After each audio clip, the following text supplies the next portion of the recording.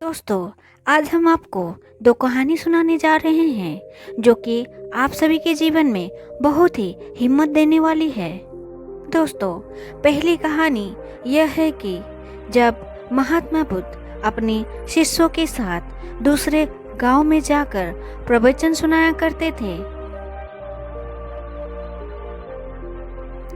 एक बार की बात है, बहुत गर्मी का मौसम था। तभी बहुत तेज की कड़ाके की धूप निकली हुई थी। महात्मा बुद्ध और उनके शिष्यों के साथ दूसरे गांव प्रवचन देने जा रहे थे।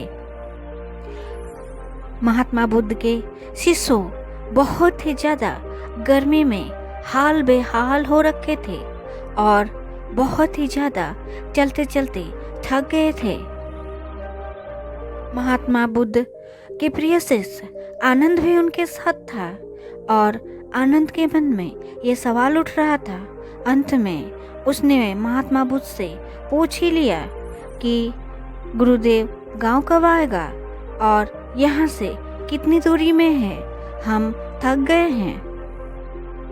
वहीं खेत में एक बूढ़ा काम कर रहा था और आनंद ने उसे देख बुद्ध से कहा कि बुद्ध, चलिए उनसे दूरी पूछ लेते हैं। बुद्ध ने हामी भरी और कहा, ठीक है। तभी आनंद ने उस बूढ़ा आदमी से पूछा कि यहाँ से आने वाला गांव कितनी दूरी में है। उस बूढ़ा आदमी ने आनंद से कहा, यहाँ से वो गांव कुछ ही दूरी में है, आप जल्दी पहुँच जाएंगे। वो व्यक्ति बुद्ध की तरफ देखकर मुस्कुराए। बुद्ध ने भी उस व्यक्ति को देखकर मुस्कुराए। आनंद को यह समझ में नहीं आया कि आखिर वो व्यक्ति बुद्ध को देखकर क्यों मुस्कुरा रहे हैं। मैंने तो ऐसी बात भी नहीं की है जो ये मुस्कुराए। आनंद के मन में सवाल उठने लगा। तभी सब आगे निकल गए।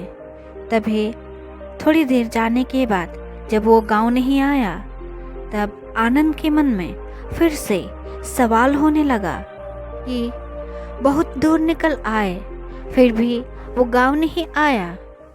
फिर वैसे ही आनंद को फिर एक महात्मा मिले और आनंद ने फिर महात्मा से वही सवाल पूछा कि यहाँ से आने वाला गांव कितनी दूरी में है। उन महात्मा ने कहा कि यहीं 2-4 किलोमीटर थोड़ी देर में है, पहुंच ही जाओगे। तब आनंद के मन में ये ख्याल आया, अब तो पहुंच ही जाएंगे क्योंकि कुछ ही दूरी में तो है। तभी वो महात्मा बुद्ध को देख के मुस्कुराए और बुद्ध भी उस महात्मा को देख के मुस्कुराए। आनंद के मन में फिर से ये ख्याल आने लगा कि आखिर दोनों का मुस्कुराने का कारण क्या है। तभी वो लोग आगे निकल गए। फिर गांव नहीं आया।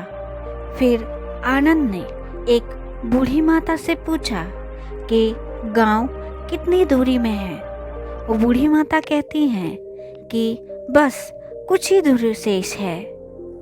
फिर वो बूढ़ी माता और बुद्ध एक दूसरे को देखकर मुस्कुराए। फिर आनंद के मन में फिर ये ख्याल आया, लेकिन वो कुछ नहीं कहा और आगे बढ़ गया। अब आनंद का सब्र का बांध टूटने वाला था।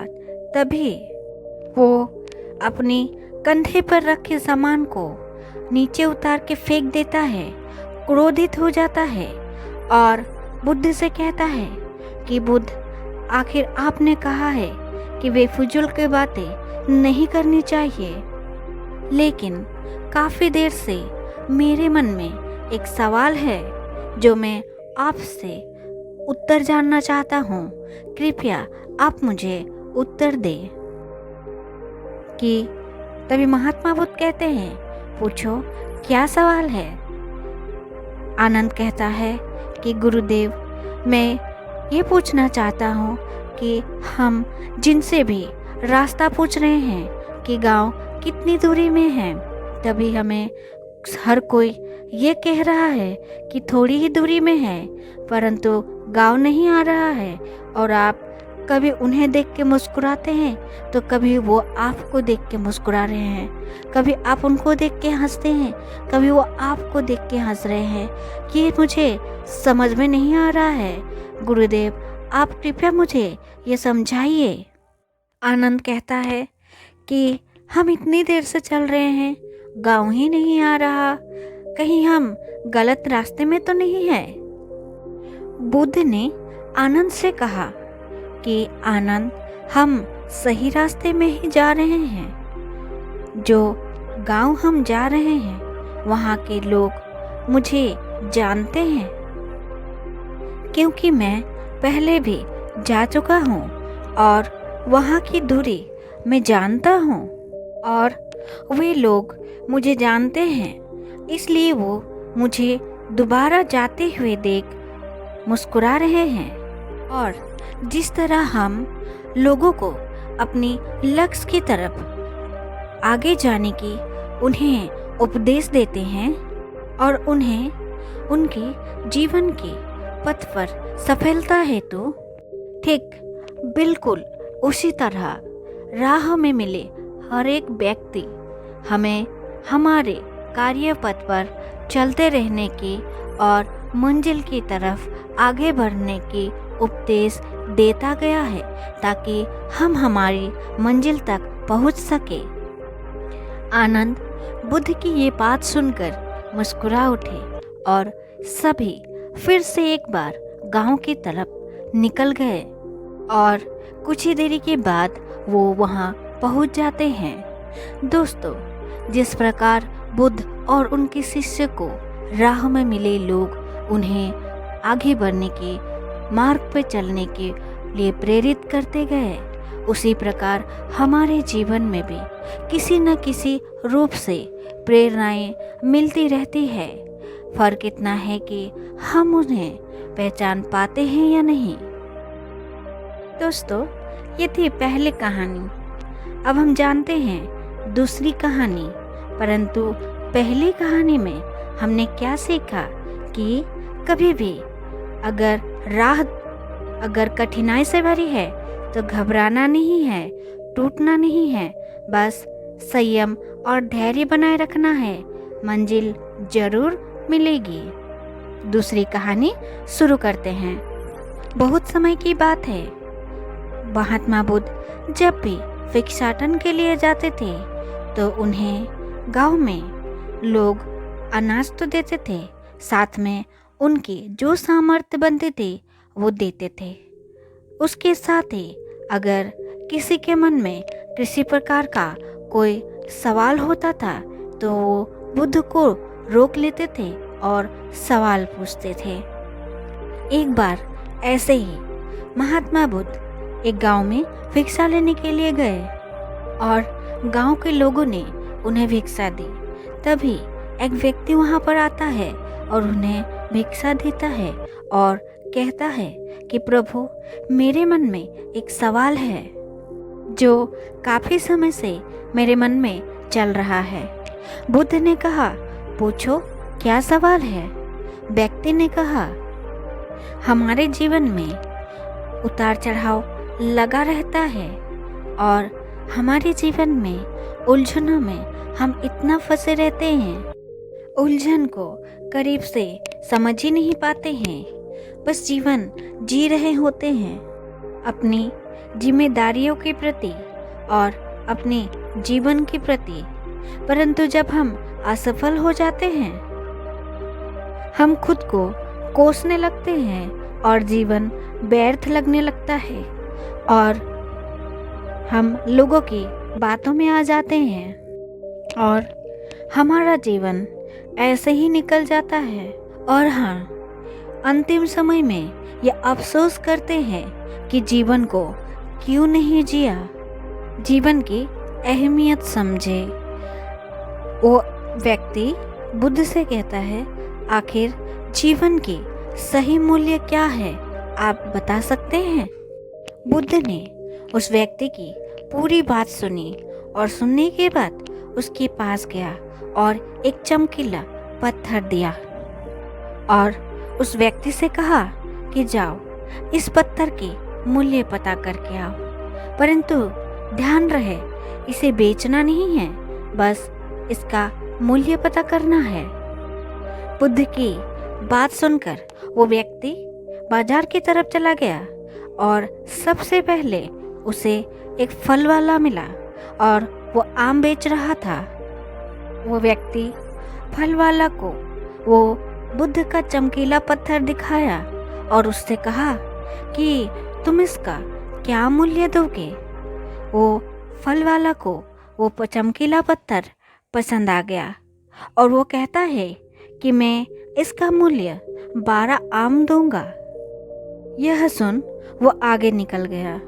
आगे जाते ही उसे सब्जी वाला मिला और सब्जी वाला उस पत्थर को देखते ही कहता है कि ये तो बहुत ही शानदार पत्थर है, मैं इसका मूल्य तुम्हें 1 बोरी आलू देकर दूंगा।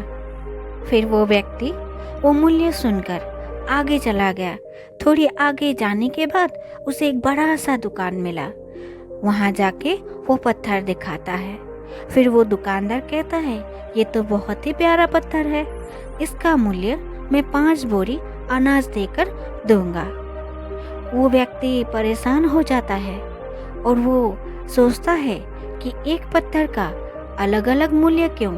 वो व्यक्ति वहीं खड़े खड़े सोचता है कि एक पत्थर की इतनी मूल्य आखिर इस पत्थर में है क्या।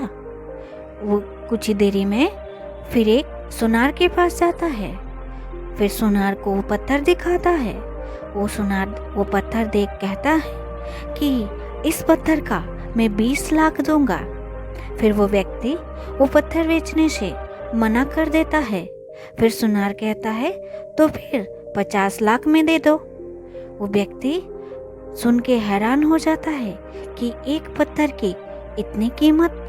वो उसके मन में लालच आ जाता है उस पत्थर की बेचने की, परंतु उसे बुद्ध की बात याद आ जाती है कि उसे पत्थर नहीं बेचना है। फिर वो दुकानदार कहता है कि आखिर तुम ही बता दो इस पत्थर की तुम क्या कीमत लोगे। वो व्यक्ति कहता है कि माफ़ करना, मुझे ये बेचने के लिए मेरे गुरु ने मना किया है। फिर वो थोड़ी सी आगे जाकर एक जौहरी के पास जाता है। जौहरी जो वो पत्थर को देख पहचान लेता है, उस पत्थर में रूबी रूप में वो पहचान लेता है और उसके आगे एक लाल कपड़ा बिछाता है और उसकी परिक्रमा करता है और वो व्यक्ति को कहता है तुम ये पत्थर कहाँ से लाए हो, इतना मूल्यवान पत्थर, इसका तुम दुनिया के सारी मोल चुकाकर भी नहीं चुका सकते, ये बहुत ही अनमोल है। ये सुनकर वो व्यक्ति हक्का बक्का रह जाता है और फिर वो भागे भागे गुरुदेव के पास आता है। कहते हैं कि महात्मा आप मुझे जीवन का असली मूल्य बताइए। तभी महात्मा बुद्ध कहते हैं कि जिस प्रकार आम वाले ने उस पत्थर का मूल्य 12 आम लगाया, आलू वाले ने 1 बोरी आलू और अनाज वाले ने 5 बोरी अनाज, वहीं सुनार ने 50 लाख, और तुम जहाँ जौहरी के पास गए थे उसने उसे अनमोल बताया। इसी प्रकार हमारा जीवन भी होता है। तुम भी एक हीरा ही हो, लेकिन लोग अपनी सोच, औकात, समझ और जानकारी से हमारे जीवन का हिसाब लगाते हैं। तुम अपने जीवन खुशी से जियो, आनंद से जियो, बेकार की चीज़ों पे मत भागो, वर्तमान में जियो, अपने जीवन का हिसाब खुद करो, जीवन को लक्ष्य की तरफ बढ़ाओ, आगे बढ़ो। जीवन में कभी भी बेकार की चीज़ों में मत भागो। बुद्ध की ये सारी बातें सुन के उसे समझ में आ गया था कि जीवन का मूल्य क्या है। वो उसी प्रकार बुद्ध की बात सुनकर ही संतुष्ट हो गया, शांत हो गया। उसे बुद्ध की बातें प्रभावित कर रही थी और वो बुद्ध के चरण स्पर्श करके, प्रणाम करके, धन्यवाद कह के वहाँ से चला गया। तो दोस्तों, आप भी अपने जीवन की सवाल, समस्या कैसे सुलझाते हैं? अगर आप इस कहानी के माध्यम से कुछ सवाल का जवाब मिला या समझ सके, तो आप भी अपने जीवन को व्यर्थ में न गंवाएं। जीवन में एक लक्ष्य रखें, उस लक्ष्य के प्रति सचेत रहें, आगे बढ़ते रहें। जीवन अनमोल है, एक ही बार मिलती है, इसे पूरी आनंद से जिए, भरपूर से जिए और वर्तमान में जिए। अगर आपको यह वीडियो पसंद आता है तो लाइक कर दीजिएगा, चैनल को सब्सक्राइब कर दीजिएगा। धन्यवाद।